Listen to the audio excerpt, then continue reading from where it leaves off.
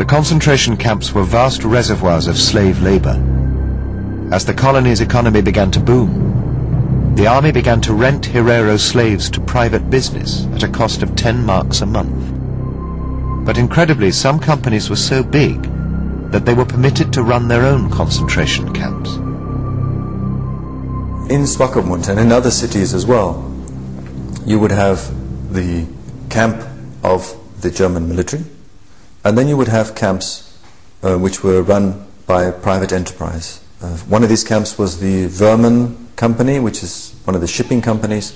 They had their own camp in which they kept people, in which they would use these people for labor.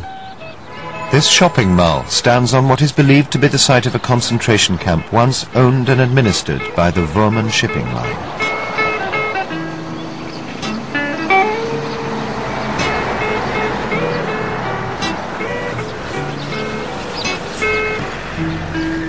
Today, black Namibians walk from the township on the outskirts of Swakopmund to stack shelves on the site of the concentration camp where their grandparents' generation were worked to death.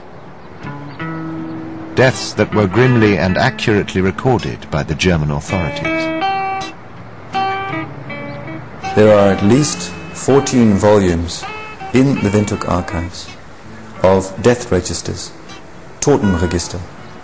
And the death register lists the name of a person, which is usually unknown, the age of a person, the sex of a person, the number of the person, and for whom he or she is working at the time of death. And the cause of death, most of the time, is death through exhaustion.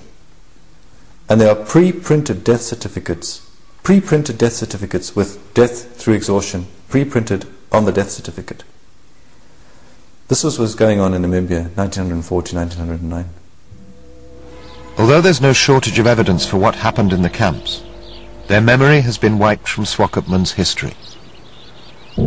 Opposite the probable site of the Verman Line concentration camp, an antique shop sells memorabilia of the Second Reich to the tourists. Under the counter, they sell memorabilia of the Third Reich.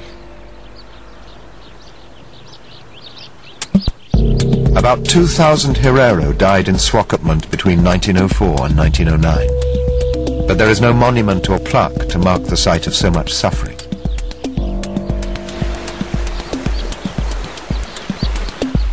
In fact, many in the town continue to deny the existence of the concentration camps. Each summer, the sun transforms Swakopmund into the jewel in modern Namibia's tourist industry. It's marketed as a little Germany under the African sun.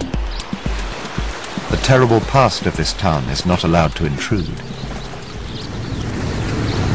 But on the outskirts of Swakopmund, there is a bleak and graphic testimony to what happened here a century ago.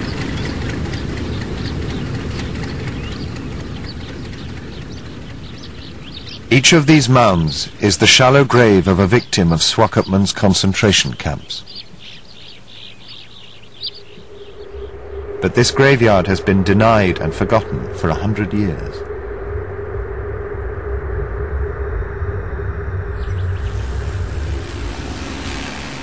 Today, this cemetery is the playground for tourists who ride dune buggies over the remains of the Herero dead. We know that there are mass graves along the Swakop River in Swakopmund. We know that there are mass graves in the shunting yards in Windhoek. And we know that in Luderitz the people were simply thrown into the sea. But there is no monument to the people who died in the wars between 1904 and 1909. There is no monument to the first genocides of the 20th century. Slave labor from the concentration camps was used to build a new German Southwest Africa. Across the country, the years of the camps adorn the date plates of buildings and private homes. Even the present-day Parliament building was built by enslaved prisoners. But the biggest project carried out by slave laborers was the building of the colony's new railways. And the correspondence between the railway companies and the colonial authorities, together with the huge number of photographs taken of the work, reveal how the forced labor of starving prisoners did not just construct the tracks, but helped to continue the genocide.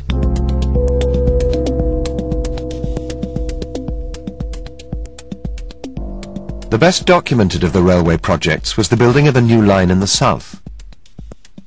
It was constructed by the Lens Company, who between the beginning of 1906 and June 1907 were issued with 2,014 concentration camp prisoners. After just 6 months' work, the Lens Company reported to the colonial government that 1,359 of the prisoners had died, 67.48%.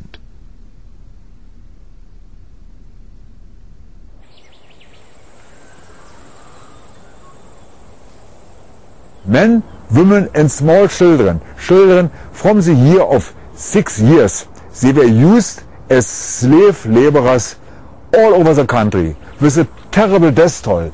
For instance, on the Lüderitz-Aus railway line, you can see every sleeper. There is one dead body. The Lüderitz-Aus railway line was built to connect Lüderitz, the colony's second port, to the interior. Thanks to the war, this bleak and windswept harbour was for the first and last time in its history suddenly of strategic importance to the army. And while thousands were dying building the railways, Lüderitz itself was also being rebuilt by slave labour. New houses and roads were completed, and the town's docks were upgraded. And in achieving this transformation, hundreds of prisoners from the town's concentration camp were worked to death. But there were 2 camps in Lüderitz, and the second was different.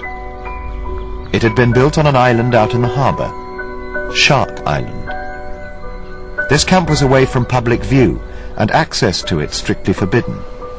And what was happening here was not about slave labour, but about extermination.